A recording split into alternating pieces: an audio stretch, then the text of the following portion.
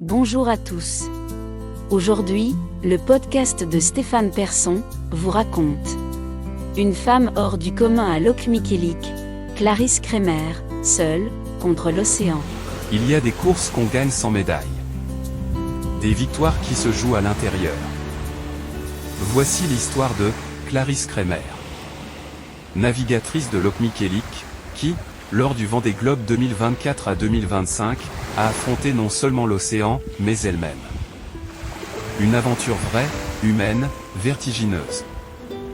Clarisse Kremer est née le 30 décembre 1989 à Paris.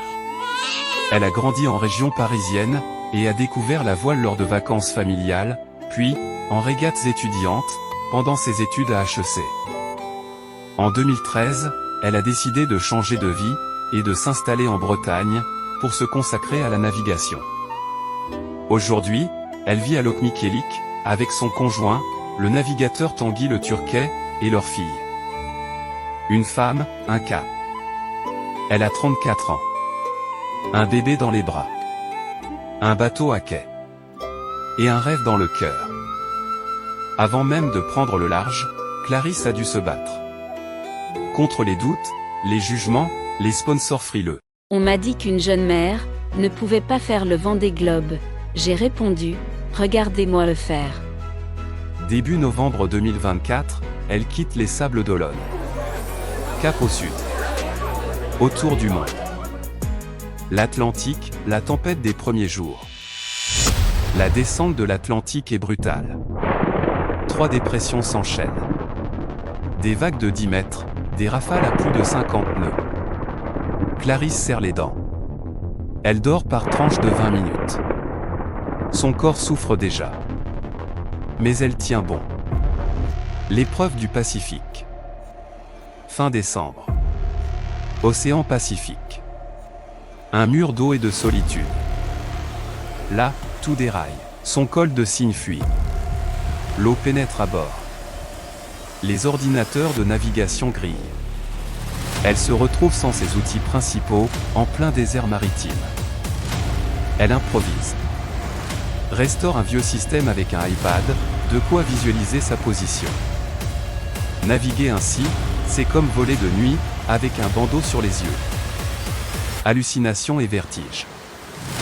Dans la nuit du 2 janvier, elle parle à voix haute. Aux vagues. À des ondes. Elle hallucine. Trop de stress.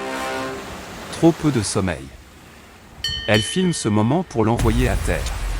Je crois que je commence à péter un boulon. Mais, même perdue dans ses pensées, elle ne lâche pas la barre. Elle sécurise sa grand voile endommagée.